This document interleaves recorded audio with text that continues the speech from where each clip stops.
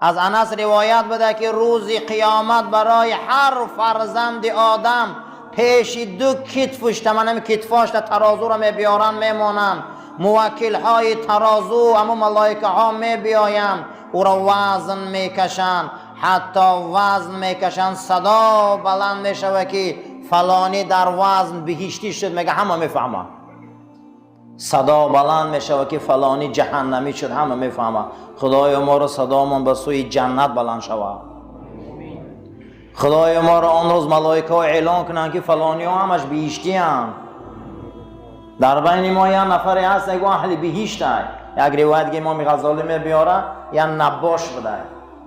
نباش کفن دزده میگن، شب میرفته کفن ها رو میدزدیده، روز میره یا نماز جنازه رو میخونه که کفنی خوشرو، میگه خیلی شب که میرم میدزدم خیلی پولی خوبه. شب میره میگه هوی میکنه که در داخل لحد کفن جدا کردن دکی صدا بلند میشه که ای بهشتی بس نمیکنی اولیام. در حال میگه چیما رو مونده گریختنی میشوه. حتی که در زمان حضرت حسن بصری میگه رخ داده این کار. حاطف از صدا میبدری لحد میگه چخیل بهشتی عمری من، میگه عمری من میگه در همین دزدی کفن گذشته، چخیل بهشتیم. گفته جنازه همین دا بدی؟ گفته بله. تا در جنازه همین به طریق پنهان حسن بصری آمدگی بود، هیچ کس وی ندیده بود. همین جنازه دا شریک شد خواند خدا به طفیل حسن این اولیاش و عالم دورش تمام گناه همون روزه اشتراک کننده ها را بخشید، همشان ده مهری بهشت ماند تا نخود دوباره با دوزخ روی نکمی کرده. بین ما ده یک کسی هست که به طفیل او خدا گناه ما رو میبخشد. ما اولیای خدا رو نمیشناسیم، ما دوستای خدا رو نمیشناسیم. اونها قالبشان در پیش ما هست، اما روح اونها در دیگر منطقه های، فکر اونها در دیگر منطقه های. مثلا که در حضرت صوفی علایار شیشتن در رنگ ما برای یک تمیخل داعی دعوتگر بالای منبر وصف دوزخت بیش کرده است. این خندیدن میگیره، میگن ای دیوانه چی میخندی؟ گفته پیش ما در بین دوزخت بیش یک قدم هست. همین بخوام گفته قدم هم میمونه میدرم. دوستای خدا تایی درجه را مستی خدا هم ناز میکنن به خدا. چیکار میکنن؟ ناز میکنن. گفته شما چگونه یک پیامبر میگه که درباره دوزخت بیش گپ زد، بعد گفت که دوزخت دیدگی همه خواب کرد، صحابه هم خواب کرد. گفتن نه، با عبدالله ابن عمر یاش بچه بود گفت من دیدگیم. وقتی درباره دوزخت بیش گپ میزدن صوفی علایار به خندید. تا چی میخندی آخی؟ این جای خنده دوزخته. گفت پیش اولیای خدا یک قدمه، هم دوزخش میبینیم گفت ما هم بیشه. فرزند انسان ایرا اصلا از یاد نبرار که گروه از انسان ها بدین که اونها مثل پرنده در دوزخ میسوختیان. اینها نفرایی بود است که در میزان در ترازو هیچ مال خوبی های اونها بلند نیامد، گناهاشون زیاد آمد. از داوود علیه السلام شب گریه کرده بود است که پروردگارا میخواهم که همه ترازوی حساب تبینم. چی تبینم؟ گفته ترازوی حساب تبینم. میگه پروردگار رفعت علیه الحجاب، پرده ها را میگه برداشت. داوود ترازوی روز قیامت دید. گفته که روایت حدیث هم امام مسلم میکنه، میگه داوود علیه السلام ترازوهای حساب پروردگار دید. گو یک پله اونها در مغربن، یک پله اونها در مشرق. من حیران شدم که اگر زمین ما در داخل اونها با زمین در داخل اونها چیکار میکنه؟ میدعکی میکنه. من نمیدونم که من چند عمل دارم، من نمیدونم که من چند خوبی دارم که اون دو وزن میکنم. روز قیامت ثوابدارا با حسرت میخوردیم. کاش که زیاد میکردیم، کاش که زیاد میکردیم، کاش که بسیار میخوندیم، کاش که بسیار میشیشتیم. حتی یک صلوات رسول اکرم صلی الله علیه و سلم او ترازو را پر میکنه. حتی یک محبت حبیبش او ترازو را پر میکنه. حتی که یک شهادت رسول ما را به ایمان از این دنیا میبرد.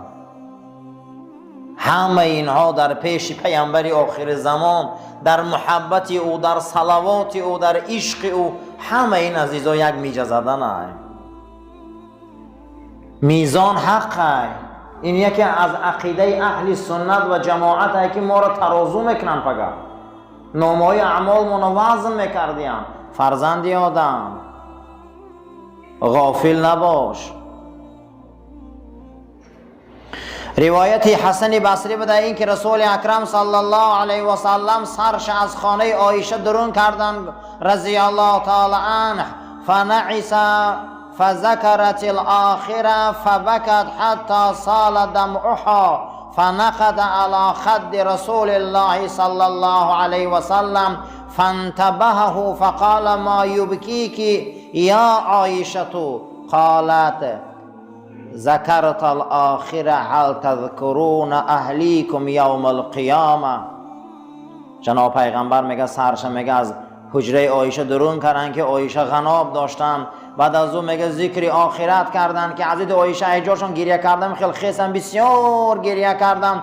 بعد از اون آمدن پیغمبر آگاه کردم. پیغمبر آمد گفت عایشه چی گریه میکنی؟ آیه عایشه گفت فرستاده خدا آخرت و ترازو را یادم دا آوردی برای من گریه کردم. ما میترسیم اهلی چند باشیم که چخل نجات میابیم. بعد از او پیغمبر گفت قسم به نام آن خدایی که جان من در دست اوست، این نغز دانین که شما هیچ محل در سه حالت اگر نام من در زبان شما بیای قطعی صلوات گفت، هیچ محل در ترازو شما را عذاب نمیکنم، در وزن کشیدن شما را عذاب نمیکنم. کجا هست ای فرستاده خدا؟ گفت هر کسی نام من میفهمه صلوات میگه، هر کسی که بعد از نمازاش صلوات من میخوانه، هر کسی که از دنیا به صلوات و شهادت من میگذره، ایرا نغز دانه که پروردگار حساب کتابی او را فردا در ترازو سبوک میکنه. برای همین نماز ما به صلوات درست نمیشه. ما اللهم صل علی و اللهم بارک علی میخونیم. کسی نام رسول اکرم میفهمه صلوات فرسته. کسی اگر مرگش به صلوات میگذشته، عایشه گفت قیامتت خیلی سبکه. خشا به حال انسانی که حیاتش به صلوات گذره، خشا به حال انسانی که رسولش دوست داره، خشا به حال انسانی که با پیامبر صلی الله علیه و سلم عهد داشته باشه. یا اخی، ای برادر مسلمان، گفت امام غزالی لا تغفل عن الفکر فی المیزان، غافل نشوی که فردا خدا ترازو داره. این غافل نشو. و تطایر الکتب الی الایمان، فردا کتاب ها را به سوی ایمان الی الایمان، فردا هر یک کتاب ها را میبیارن ورق ورق نشر میکنن و آن روز از طرف راست و چپ خیر و نیک جدا میکنن. ایرا فراموش نکن. فینبغی لکل مؤمن السؤال، برای هر یک مؤمن سوال ها بده. ایرا فراموش نکن که ای هر یک نعمت دادگیش ما را میپرسیده است.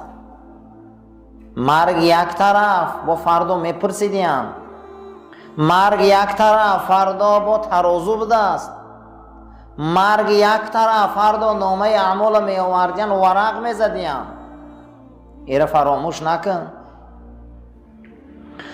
ثلاث فرق فرقة لیس لهم حسنه، روز قیامت انسان ها را سه تقسیم کردیم.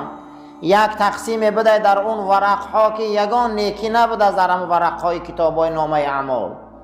فیخرج من النار عنق اسود، گردنای سیاه سیاه از جهنم اون روز بلند میشه. میگه و سیئت یا سیئت وجوه الذین کفروا، آن روز شما میبینید روی اون انسان هایی که پروردگار و پیغمبرشان در کفران ورزیدن، روی های اونها در قیامت سیاه میخیزه. و سیئت الذین کفروا، سیئت وجوه الذین کفروا، سیاه میشود، چهره ها تغییر میفته است. گردن های سیاه میگه از داخلی انامون زبانهای جهنم بلند می شوند. فیلقطهم لقط الطیر الحب و ینتوی علیهم و یلقیهم فی النار. چگونه که پرنده را بلند می بردارن و از بالا یک تیر میخرشه که اصابتش میکنه آماده در زمین میزنه، هر یک جهنمی را جهنم از سوختن علاش مثل پرنده ها میپرتافتش در بالا. من اگر یک جوشش لخچه علابی ولکان دیدگی باشه میپرتای علاوه بالا. میگه شما فردا جهنم میبینی لخچه های او میگه آدما میپرن، میگه پریده مثل پرنده های بیجان پریده، میگه در بین علاو رفتن میگیرن. فیناد علیهم شقا و لا سعادت لهم. اونها را اهل شقاوت میگن، اهل بدی میگن. برای چی؟ آنها روز قیامت حاصل کردن، آنها ترازو را حاصل کردن، آنها پیغمبر را حاصل کردن، آنها شریعت بازی کردن، آنها را فردا میگه لخچه های دوزخ سرخ میکنن. از اینا میگه شما فراموش نباشه.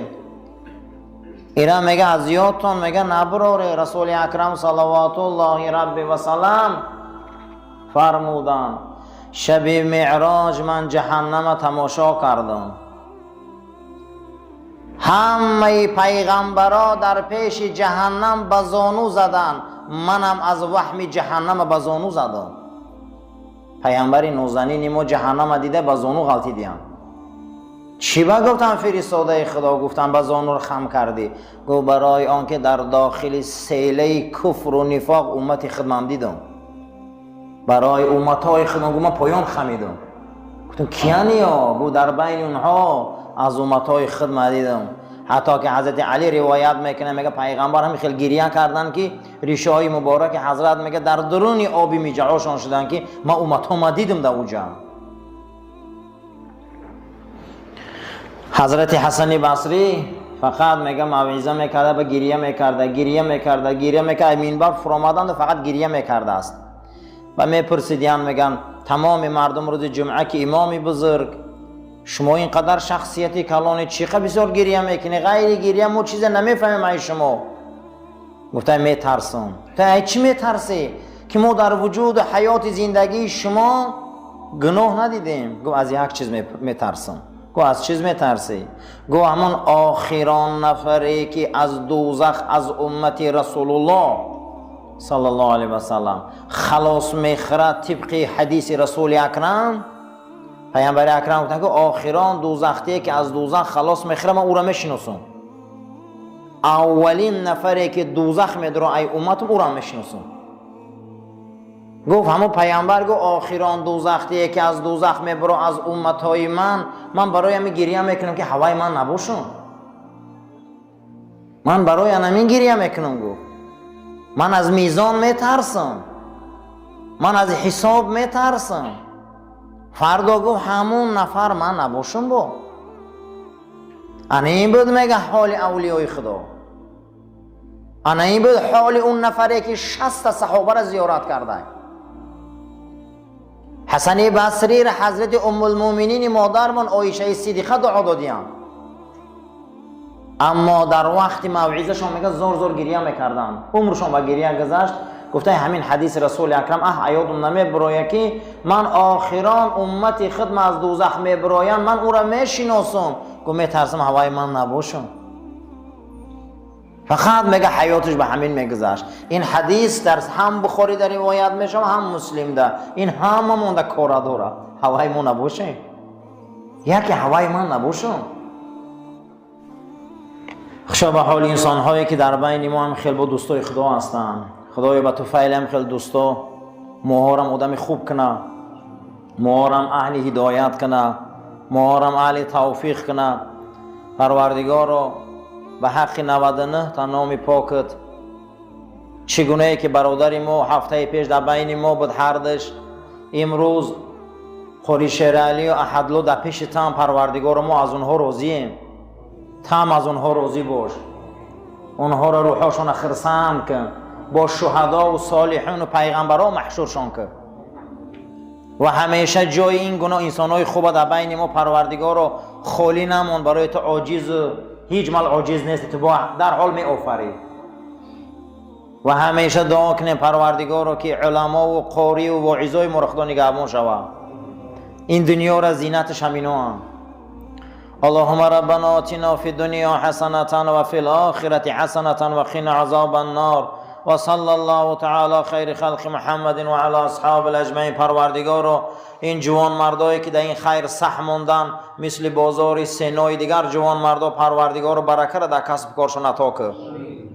این مسجد آباد زیبا نگه دار. خاندانی قاری شیر علی رقدی احدالله زنده هاش صبر ته. پروردگارا گوراشون پر نور کن.